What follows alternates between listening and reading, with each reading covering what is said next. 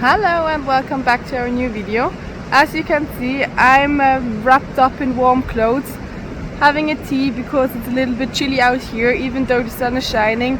9 degrees doesn't feel that warm, but yeah, that's just how autumn is in Norway. More about our plans and why we're standing here with the blue car, you'll see after the intro.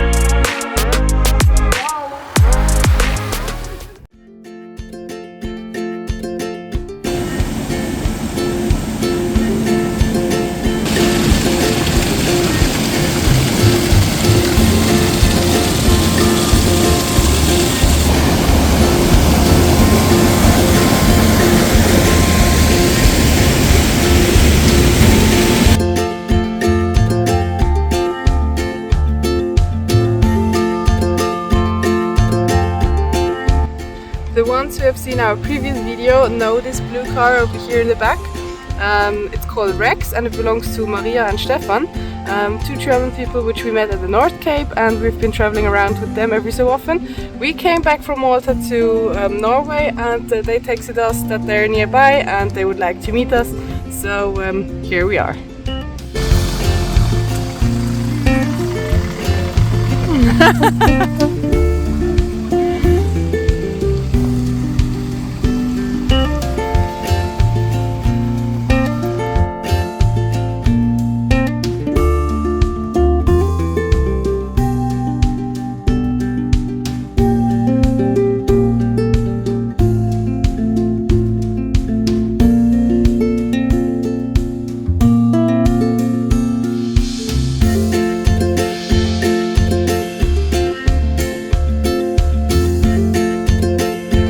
After some very nice but also stressful days in Switzerland and Malta, and then flying back to Norway and directly meeting friends again, going on a hike and just being busy and talking a lot and this and that going on, we decided to stay here on this beautiful spot, just relax, probably stay here for 2 nights so that we can calm down, no stress of continuing with the further ride, and yeah, relax and enjoy.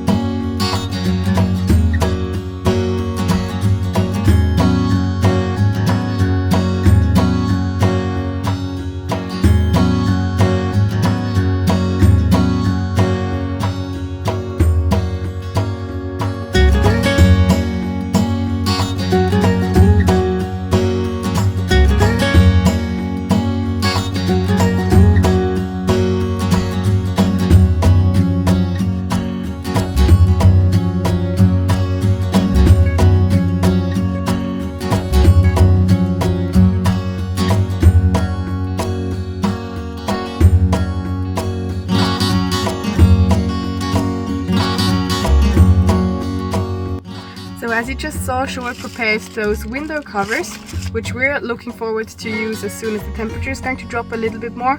At the moment we have 12 to 16 degrees more or less during the day, and then around 4 to 6 degrees at night.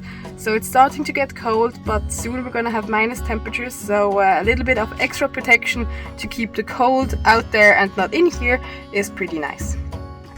The windows are always the biggest problem for the cold air to come in, and since we're heating up this room over here, we obviously want it to stay warm, so this extra protection probably will be quite useful for us. Those windows over here on the side and on the top of our roof, they aren't that much of a problem, but the windows in the front, these are even colder and they always get quite moist, so yeah, we'll still have to figure out some kind of solution for over there so that not too much of the cold air can come in from over there. But yeah, we're always busy trying to figure out new things, so yeah.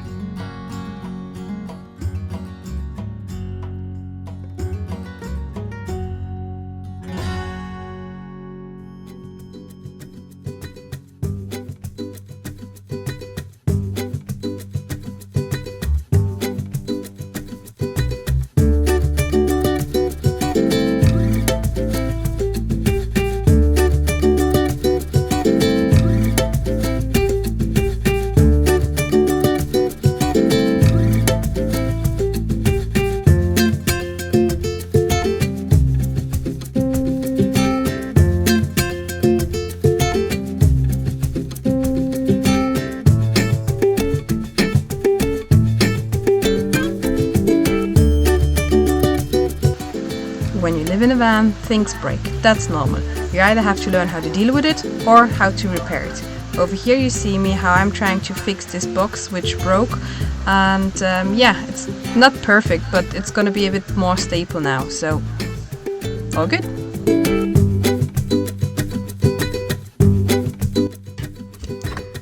In our fridge we also have those drawers, and one of them was broken as well, and I fixed that as well just now. So, all good.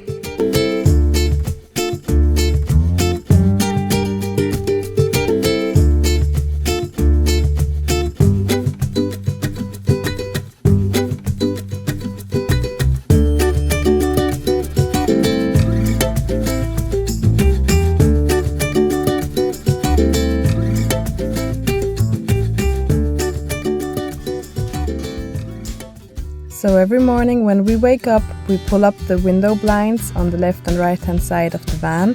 After that, we pull open the curtains in the front, and it's very cold over there in the front, and the inside of the van is quite moist. So that's why, unfortunately, we can't expect a nice view in the morning because the windows are full of water drops. I'm enjoying a nice morning over here on the roof of our van, and the weather is great, even though it's a little bit windy and also quite fresh, but it feels great.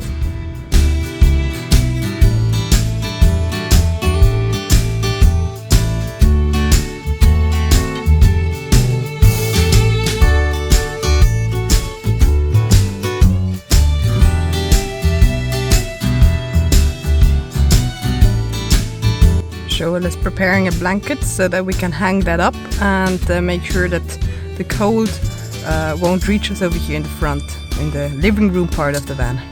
Doing a great job, babe! Thank you. Did my best. Good.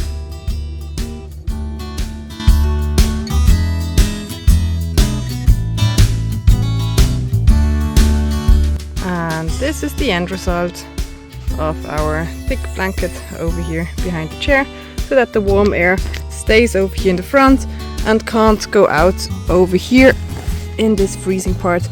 You can see the window is still wet because there's so much humidity in here, so it always stays quite cold over here in the front, but it's warm over here.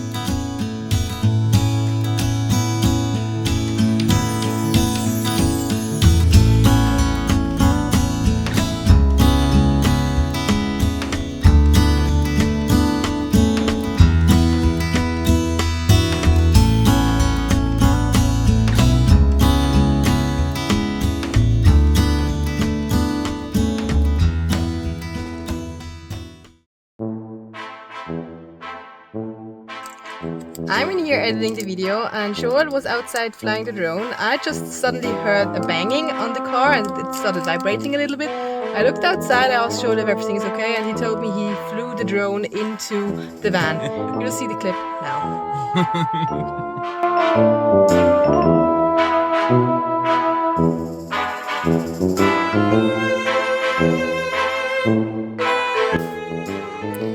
So this is how the wings should actually look like, and this is how they look like now. Good. Good job, babe. But only on one side. Yeah, only one of them is broken, so yeah.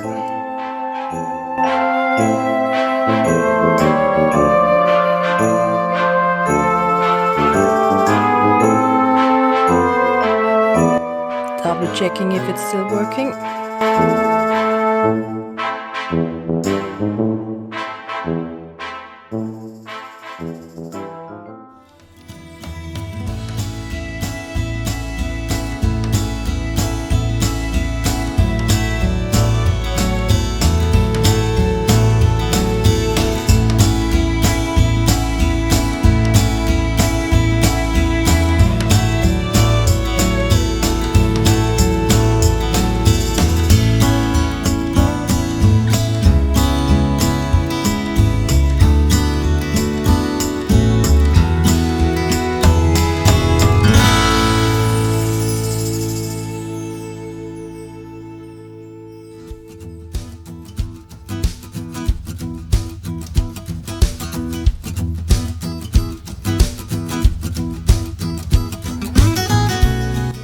There couldn't be a better start into the day than to have this gorgeous, nice weather for my birthday. Even though I'm standing in the sun, it's quite cold. It's around 7 degrees Celsius. So yeah, not the warmest weather, but pretty much the nicest. And whilst I'm over here enjoying the sunshine, Joel is measuring the tire pressure.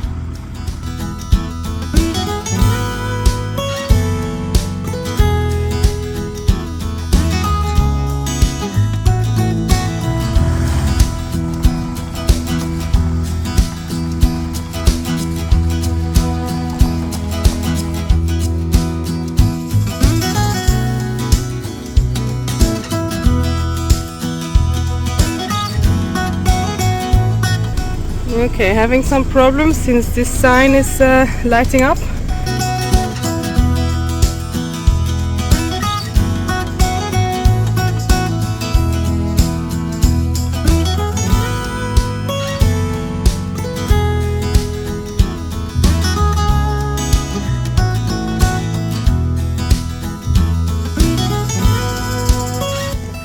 So since we are having problems with our van, we tried to go to a garage, but the man who's working over here just kept on saying in Norwegian he can't speak English, so we're looking for a further garage and hoping for the best over there. So we made it to a garage which was close by, and the person who's working here can't speak English either, but he called his boss. He can speak English, but he is at home due to family emergency, the wife isn't at home, something with the kids and a dentist and I don't know. So he has to stay at home until the wife can take care of the kids again. He'll be back in around 3 to 4 hours minimum wait for us. So it could be that we have to wait here for 5 hours until that dude arrives. Or we just decide to keep on driving to the next garage, which is more or less an hour away from here, but we're not too sure if we're allowed to keep on driving with the van with the problem. So we're struggling a little bit, but yeah, trying to discuss what is the best for the van. Happy birthday! After a little bit of more research, Joel found a garage which is only 35 kilometers away from us, so around 33 minutes to drive. And we said we're gonna risk it to try and drive over there. Hopefully we're not gonna break further things off the car by driving, so wish us luck.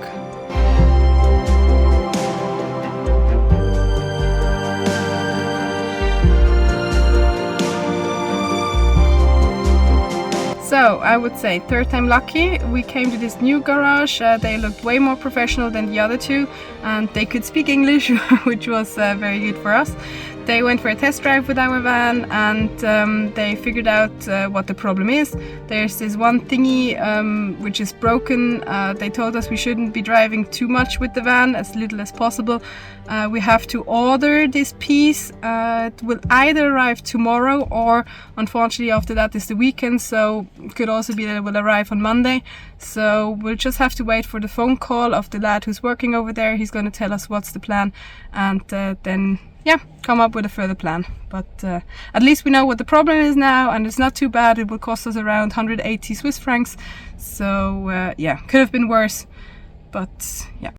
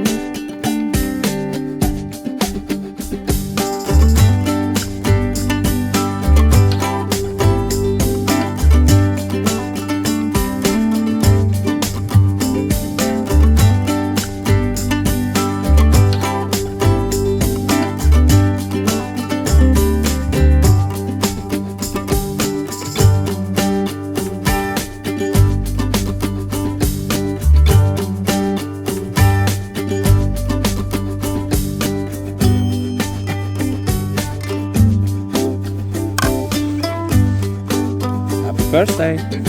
Thank you.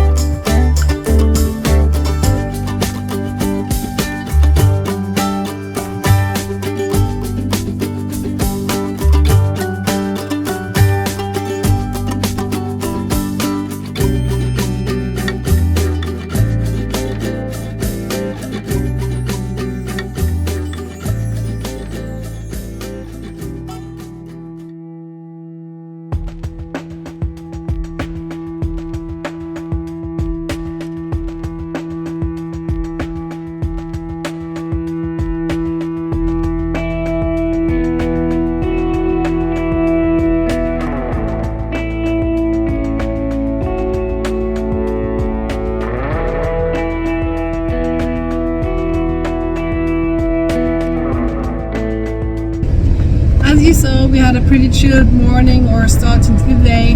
We enjoyed this typical autumn weather and stayed in the bed, cozy, playing some games.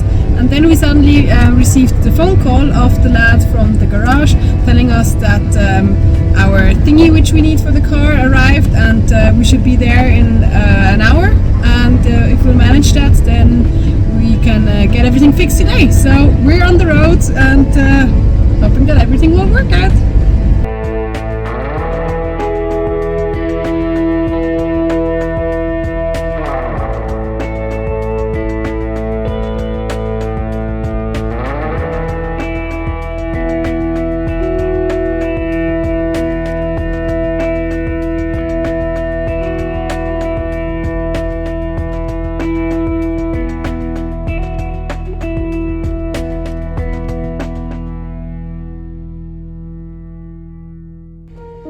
Since we could get everything sorted out with the van, we're doing the walk which we were planning on doing yesterday now, and we're enjoying it very much. Ah!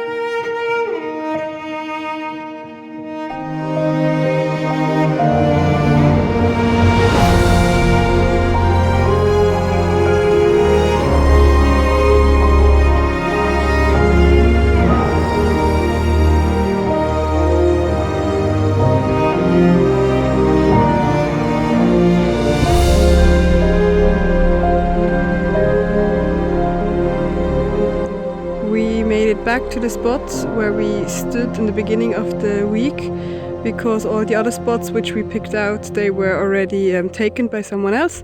But that's okay, since this is a really lovely spot. So now we're gonna cook.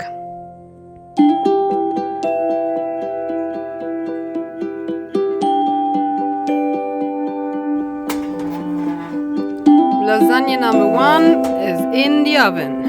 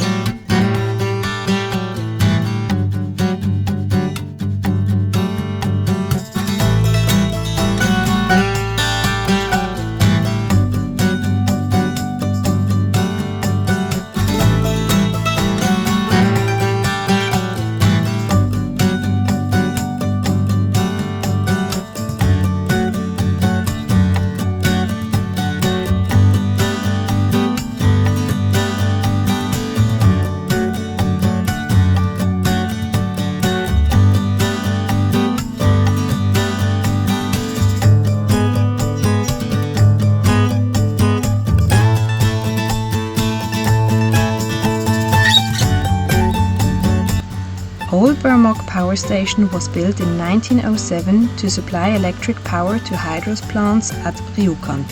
The power plant was equipped with 2 45-ton traveling cranes and 10 horizontal axis Pelton turbines, each with an efficiency of 76% at the maximum output of 14,500 HP.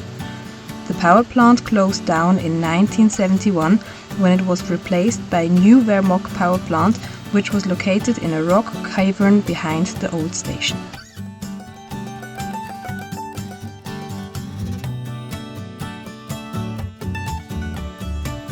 Between 1929 and 1977, this was the location of Hydro's hydrogen plant, which employed the Haber-Bosch production method. Heavy water or deuterium oxide was produced as a byproduct of this process.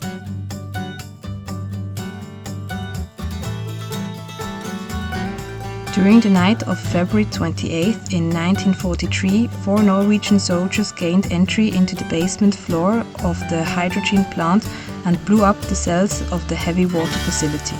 Operation Gunnerside was the most famous sabotage raid undertaken in Norway during the Second World War. After the hydrogen plant has been blown up and demolished, its remains were packaged down under the more than 10-meter deep layer of earth, stone and concrete.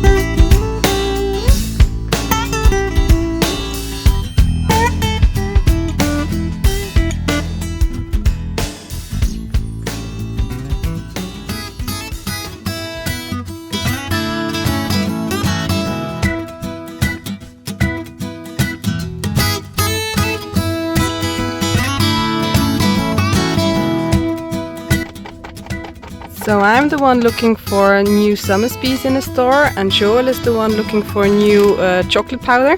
We found this one. Oh boy, I think it's good. Happy Joel? Yes. Happy me. So let's do the taste test.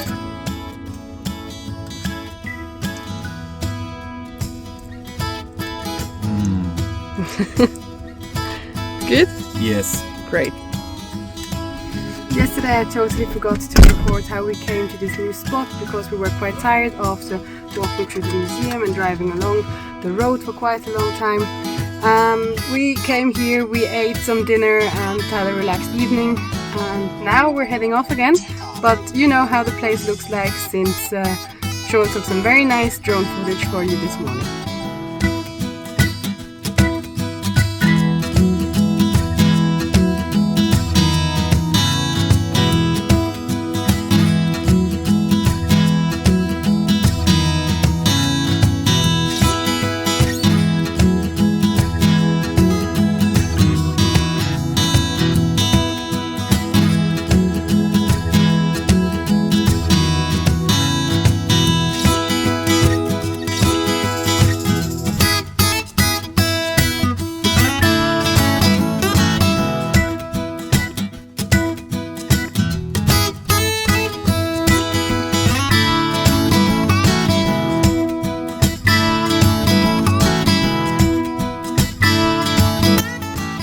More than 450 plant species have been recorded from this region, some species that are otherwise only found in polar regions. Oh, and there are many cloudberries over here. Hardangervidda is a high mountain region and at the same time the largest national park in mainland Norway. It's also the largest plateau in Europe. You get the highest peak at 1,721 meters above sea level, and its area is around 8,000 square kilometers big. Hardangervidda offers fantastic hiking opportunities both in summer and winter. Humans have traversed Hardangervidda for over 8,000 years, and you can still see many ancient traces of old pathways, hunting sites, settlements, summer farms and shelters. Hardangervidda is considered the southernmost point for several Arctic animals and plant species, notably the snowy owl and the Arctic fox. The national park is also home to a rich array of wildlife, including golden eagles, moose, falcons, beavers and reindeer. In fact, it's home to Europe's largest wild reindeer herd of around 10,000 animals. One of the primary purposes of establishing the national park was to protect these crucial habitats for reindeer. As you just saw on the drone recordings, we made it to our new spot. We have a lovely view. This is also where we're gonna stay for the night and also where we're gonna end this video. Since today not much is gonna happen anymore, we're just gonna cook, have some dinner, relax, maybe enjoy a movie or something. And yeah, that will all probably won't be too interesting for you guys. So, time to say goodbye. Thank you very much for watching. I hope you enjoyed this video. If so, like and subscribe and maybe leave a comment so we know what you enjoyed the most, or maybe a feedback for things that we could do better for the next time. Talking about the next time, on coming Sunday, 6 o'clock in the evening, we'll upload the next video over here on YouTube. So come back for that if you're interested. Thank you very much and goodbye.